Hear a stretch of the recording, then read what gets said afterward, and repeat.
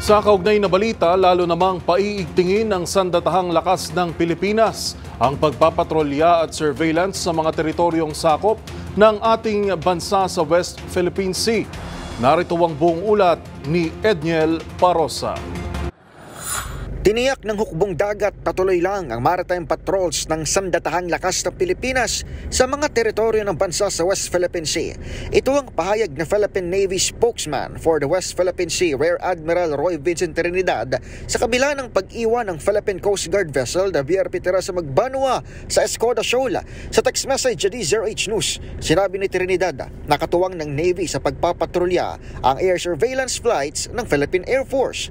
Pinawi rin ng opisyal ang takot na baka samantalahin ng China ang pag-atras ng pinakamalaking PCG vessel kasabay ng pagsabing pasok sa close monitoring ang Escoda na pinangangambahang tayuan ng man-made facility ng Beijing. Binigyang diin ni Trinidad na hindi ito humupa at bagkus lalo pa umanong dumami mula nang i-implementa ang Comprehensive Archipelagic Defense Concept.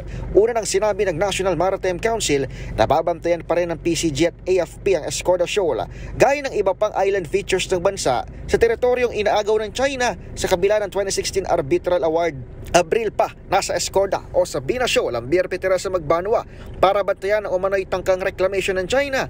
Pero bumalik ito sa Palawan nang makaranas ng shortage of supply, bunsod din ng pagharang ng kabilang bansa. Para sa MBC TV Network News, ito si Edniel Parosa. Una sa Pilipinas, una sa Pilipino.